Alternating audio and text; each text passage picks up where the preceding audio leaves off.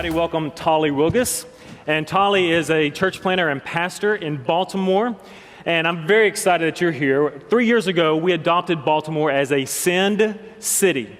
And the North American Mission Board located 30 cities across our nation to really laser point and to focus on. And one of those cities was Baltimore. And your pastor's heart was bent towards Baltimore 3 years ago with a vision trip.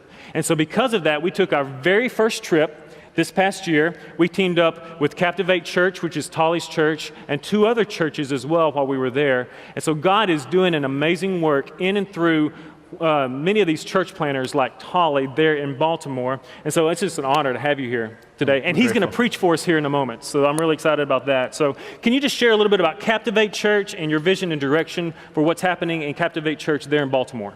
Yeah, the vision for Captivate really started with me. I was born to my mom was 16 when she got pregnant, 17 when she had me. We were poor, raised in the projects of East Baltimore.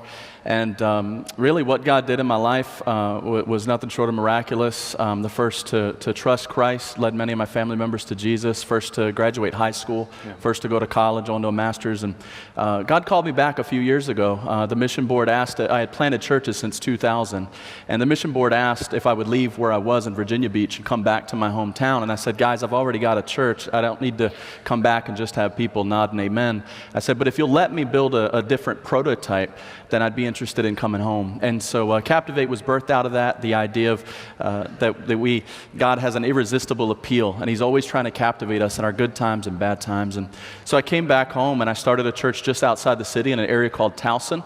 That campus was our first about 5 years ago. We meet today actually in a Cinemark XD, which I notice you guys have next door here. So that's where I preach from every week is a movie theater. But then we were given a property in East Baltimore. It was actually my home church where I was saved and baptized. Amazing story. If you ever have time for me to tell you that story, amazing story. And God's using us there. We have a GEM program where we mentor kids. We're seeing our first crop of kids being able to go to college this year. And so we're just really excited about that. But then in January, the North American Mission Board asked us if we would be a church planting center, which means that we're not just a church plant, but we're planting multiple churches from our campus. So we've started a new church in January where we took over a building. You all are doing 2 of these, I noticed here recently off of Cottonwood. We're doing a similar model. And in an area called Dundalk, this church was down to 12 folks. And right now we're pushing 100 a weekend after about 10 months. So we're pretty excited about that. Amen.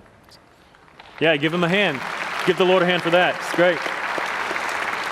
Well, being in Baltimore, we're very familiar with, we're far away, but yet, Sure. but yet we just see the news and what's happened over the past, and I've been there and I've been able to experience it firsthand. But can you just share maybe one big need that we as a church can really just pray for you and for Baltimore and what's the temperature of the city and how we can come alongside in that way? Sure. Pray. Last night at 9:30, Baltimore had its 300th homicide victim inside of a city that has under 700,000 people. The temperature of our city is very, very rough. The churches are desolate, and there's not a good reputation for the gospel. Obviously, for pastors, it's not a place you want to go and bring your family. So we're blessed to have some missionaries that are investing their lives in our city. I'm blessed to be taken care of by our church at this point, but my passion really is to look after the missionaries that have chosen to give their lives with us at Captivate, and they raise all their support outside, but they're living there and right along the people, and really that's exactly how you could pray for them. And if I may, the BaltimoreProject.com would be a place to get a lot more information than we're going to be able to share today, but the BaltimoreProject.com is how you can find out more about us. Fantastic. Yeah. Let's encourage Tolly this morning as he's come and sharing.